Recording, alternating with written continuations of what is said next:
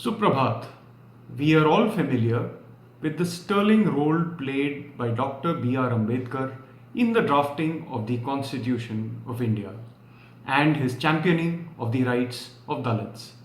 Some of us are also aware of his distinguished academic career and literary bent of mind. However, a forgotten and somewhat inconvenient detail is the personal struggles that Baba Sahib had to undergo as a Dalit himself, from having to sit outside the class at school to having water poured from a height because of his untouchable caste status. Because of his efforts and the efforts of those who came after him and the provisions enshrined in the Constitution of India, most of this has been rectified. Dalits are today a political force in India, and most of these irrational practices have been eliminated from our daily social practice. However, on this date, 6th of December, which is the date that this noble soul passed into eternal nirvana, we must resolve, as we watch this documentary upon his life, to do our level best to carry forward his life's struggles. Thank you. Jai Hind.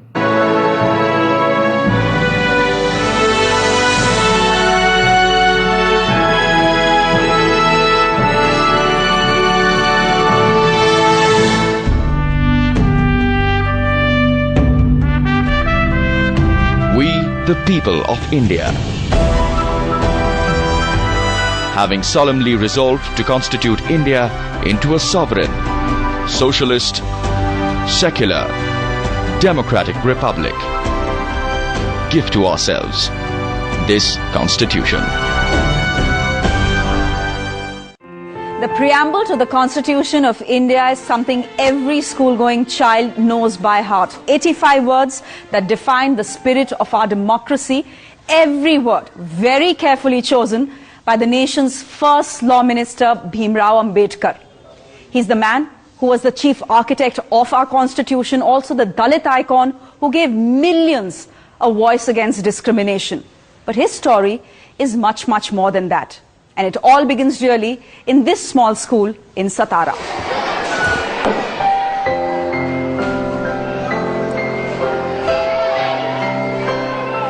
Books in hand, 9-year-old Bhim walked into Maharaja Pratap Singh High School in the year 1900. But for the man who authored India's finest piece of writing, his baby steps in learning were a travesty. His first lesson was the existence of caste. Bhim was a Mahar, a caste of untouchables whose traditional duty was to dispose of dead cattle. Banished to the bottom of the Hindu society, their touch, their voice, even their shadow was seen to be polluting.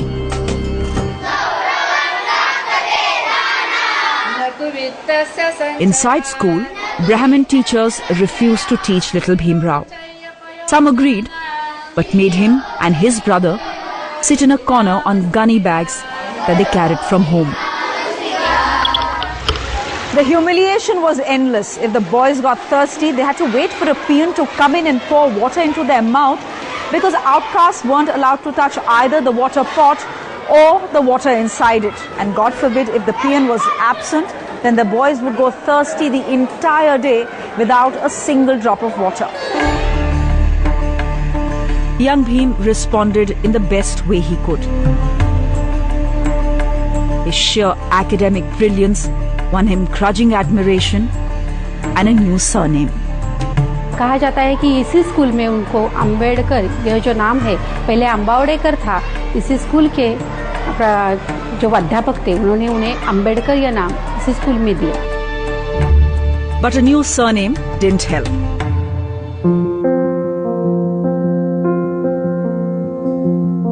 When Ambedkar's family moved to Bombay, the prestigious Elphinstone High School did admit young Bhim, but did not let him learn Sanskrit. The language of the ancient Vedas could not be polluted. He was forced to study Persian instead. turn in any direction you like. Caste is the monster that crosses your path. You cannot have political reform, you cannot have economic reform, unless you kill this monster. In 1907, Dr. Bhimrao Ambedkar became the first person from his community to get a matriculation from the Elphinstone School. It was an uncommon achievement, but what followed even more so. After getting a scholarship from the King of Baroda, he chose not to sail to England, as was the trend in those days, but to go instead to America for higher education. It was the land of equality and liberty. Columbia University opened up a new world for Ambedkar, a world of books and of new ideas. A man of versatile intellect, he first obtained a doctorate in social sciences and then moved to London to study law and economics. Ambedkar would go on to author over 50 books. Caste was his favorite subject, but he also wrote about economics, law, even a work that controversially supported partition. He was a legal brain, a constitutional brain, a top-class economist. He also wrote some important works in sociology of the caste system, the most well-qualified intellectually of any Indian politician of the 20th century, probably ever. Dr. Ambedkar, Maharaja is expecting you. Please. From England, Dr. Ambedkar returned to work for his benefactor, Sayaji Rao Gaikwad, who was the ruler of Baroda. Sir, I need a place to stay. You can't stay. Only to realize that all the degrees in the world couldn't get him a room to stay. At work too, he faced insults almost every day. Look here, you might be a senior officer, but you can't touch this water. You could see the shine on his face of intelligence with all that he came. But a small office, his core people, they were mere simple clerks, they were high caste. They say that you can't take water from the same pot as we drink. But if you see very carefully, the revolt comes first there. He says, no, I will drink water from the same pot. Dr. Ambedkar returned to Bombay in 1917, staying in a 2-room chawl with his wife Ramabai. The Swaraj movement was gaining strength, but Ambedkar wasn't impressed. The young nonconformist had a strong mind of his own. Writing in Muknayak, The Dumb Hero, a newspaper he started in 1920, Ambedkar says, A Swaraj, where no fundamental rights were guaranteed for the depressed, would be no Swaraj for them at all. It would be a new form of slavery.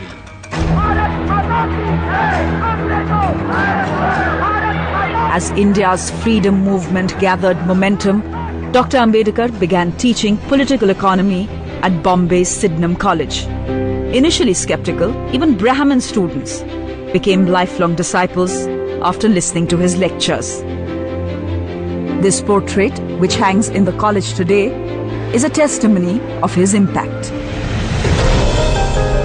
In 1923, Dr. Ambedkar started his law practice at the Mumbai High Court. But the outcast lawyer found cases hard to come by in spite of his brilliance. For Ambedkar, it was now time to openly challenge the dark clouds of Hindu orthodoxy. He founded the Bahishkrit Hitakarni Sabha the same year to mobilize Dalits against their exploitation. 4 years later, he did the unthinkable. At the time, this water tank at Mahad in Maharashtra could be used by everyone. Hindus, Muslims, even cattle, except the Bahishkrits, the outcasts.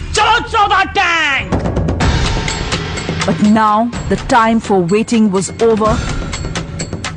Bhimrao led by acting himself. Self-respect, self-help, he thundered, leading scores of outcasts to the water tank. As he touched the water and drank it, the crowds followed.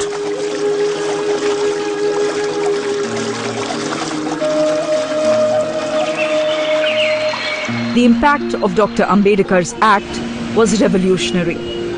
85 years later, his grandson Prakash repeats the same act at the same tank without a second thought. It is something that explains Ambedkar's legacy. It wasn't just about water, it was about humanity and equality. Untouchables had accepted caste system mentally, and therefore since they had accepted it mentally, he said that mental slavery is first which should be attacked and then the physical slavery. To get out of this mental slavery, he said water which was being denied to a common man, if I can pick it up and drink it, then the other man, then the rest of the people will have a confidence in the whole thing. And therefore, he exercised the right in this right over here, and lakhs of people followed him. A day later, when priests carried out a purification ceremony at the water tank, Ambedkar was deeply hurt. 8 months later, he returned to Mahad, this time to ceremoniously burn the Manusmriti, a book he described as the Bible of slavery.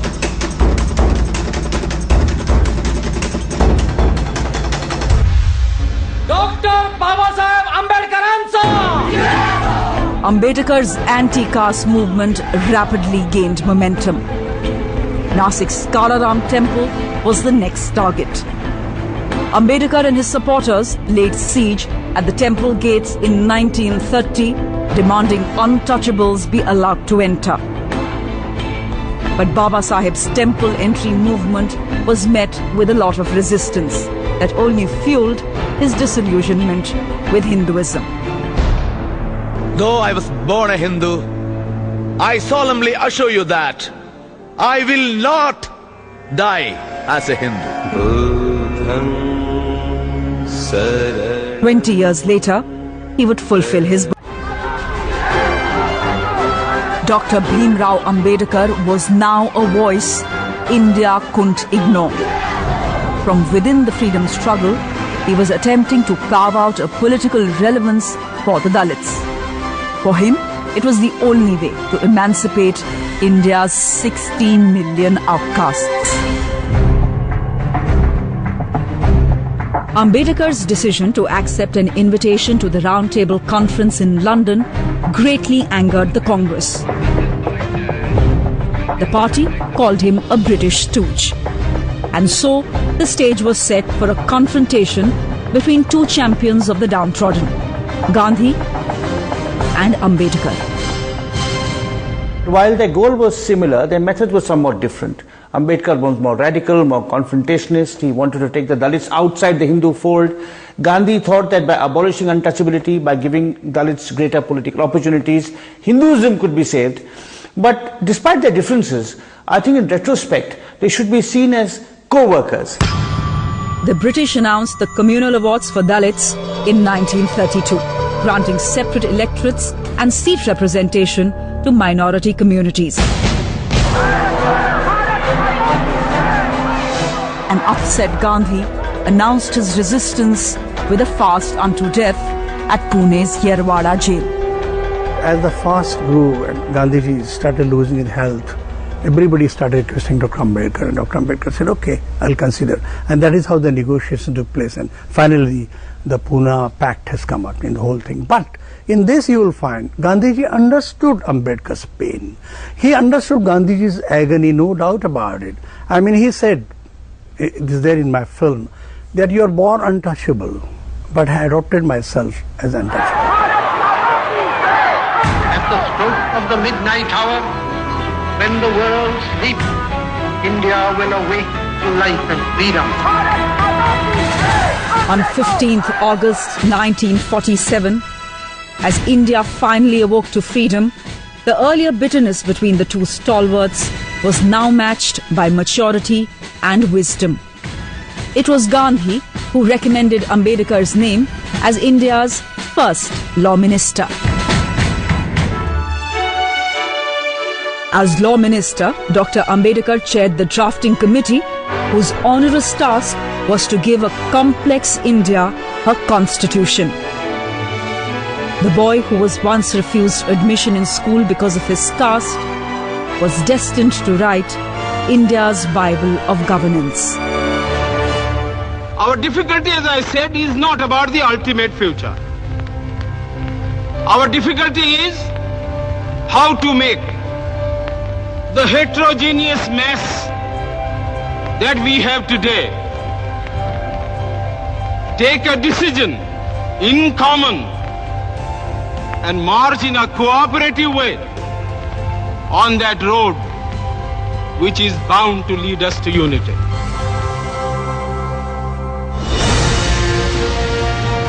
On November 26, 1949, India got her constitution. A reflection of Baba Saheb Bhimrao Ambedkar's faith in democracy and social justice. Regarded as one of the finest in the world, it banned untouchability in India. Justice, liberty, and equality became every Indian's fundamental right.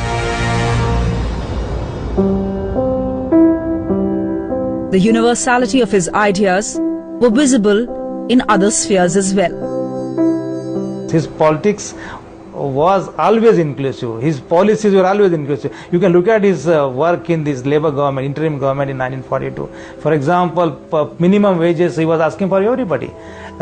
Good life conditions, working conditions for labourers he was asking for everybody. Maternity leave for women he was asking for every woman, not simply for Dalit women.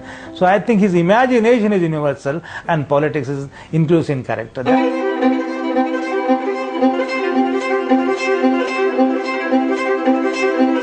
Dr. Ambedkar was getting old now, but the hunt for challenges continued. The violin was one such new passion. बाबा साहब दिल्ली से यहाँ बम्बई में आते थे तो उनको खास बुलावा भेजते थे कि भाई हमारे पास चले आइए, अब हम आ गए हैं, हमें अपनी तालीम आगे चालू रखनी है। तो उनके पास कितनी भी बड़ी हस्तियाँ बैठी हो उनको वो बोल देते थे, अभी हमारे गुरुजी आ गए हैं, अब आपके लिए समय हम अभी नहीं देंगे, उनका काम ख़त्म होने तक आपको बाहर बैठना होगा। बाबा साहब बड़े सेंटिमेंटल थे, उनके मन में क्या था पता नहीं है, उनके मन में कुछ किसी ने बताया कि कुछ दुख था और वायलिन के जो सुर है वो उनको एक किस्म की तसल्ली देते थे। The sadness perhaps came from losing his wife Ramabai and 4 of his sons at a young age.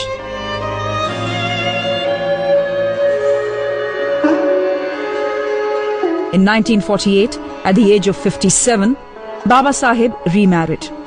His wife, Dr. Sharda Kabir, was a Brahmin. The New York Times described the wedding as more significant than a commoner marrying into royalty.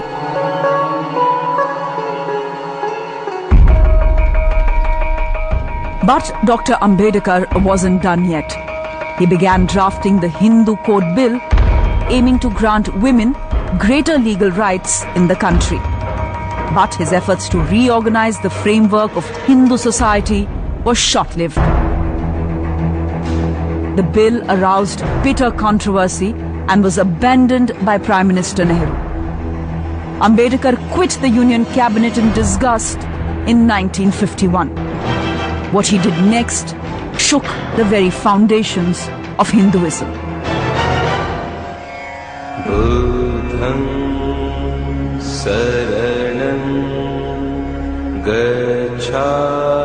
On 14th October 1956, Dr. Ambedkar reached the Diksha Bhumi in Nagpur, accompanied by his wife. With lakhs of supporters as witness, Baba Saheb renounced Hinduism to embrace the path of Buddha. 4 lakh of his followers converted with him that day.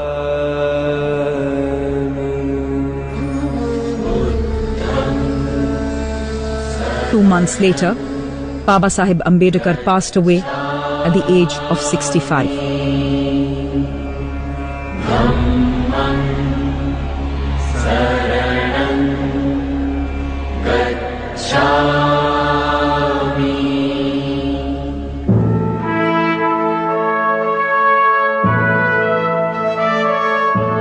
Five decades later, Baba Saheb Bhimrao Ambedkar's legacy is more relevant than ever, leaving an impact deeper than many imagined.